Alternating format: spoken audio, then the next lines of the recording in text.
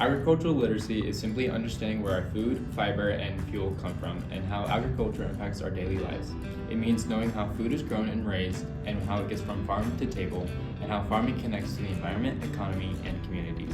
From the clothes we wear to the food we eat, agriculture plays a huge role in nearly everything we do. But as fewer people grow up around farms, that connection is often lost. That's why agricultural literacy matters. It helps people make informed choices, understand today's issues, and appreciate the industry that feeds and supports the world. Well, agriculture in the United States is literally the reason why we're the superpower of the world we are, because we can feed ourselves and we can control and actually have a lot of impact on markets for many different agricultural commodities, and one of those is beef. It's kind of nice to know where your meat comes from, or like where, when you go to the store, what kind of cuts you're looking at, what you want to look for. Hey y'all, welcome back to Myth Monday. Today's myth is that farmers waste the most food in the food system. In reality, it's households and consumers just like you. In fact, 48% of all food that is wasted occurs within the household, and only 17% of it is because of agriculture. One of the propagated lies that we have right now is cattle hurt the environment, they create methane gas and all these things. When actually all the research data we have out of Australia shows that beef are better for the environment because they create a lot of grass growth, and when they bite off the grass, it internalizes more CO2 rather than becoming dormant. So anyway, cattle are actually better for the environment. I think there's quite a few. I think one is that we treat the animals inhumanely, I think is one of them, which is definitely not true.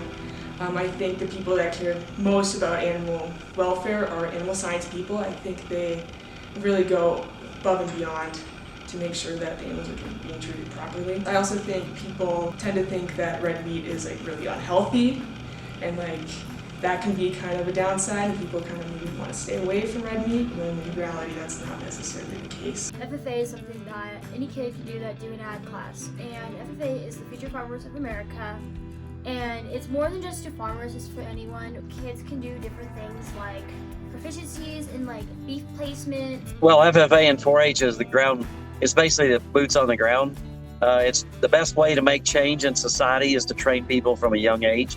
And so if we can have school kids that learn about agriculture, that's a bridge from the farm. And that really gives kids that you'd call, say, city kids, a really great exposure to agriculture. And then they will have a lot of knowledge that they'll pass on to their friends, and they'll also pass on to their children as they grow up.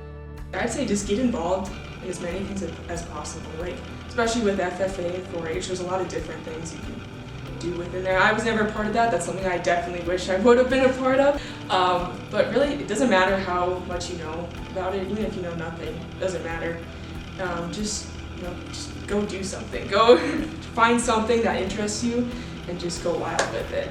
I think that's the best way. I think when you go to grow something that you're going to eat, it totally changes your perspective.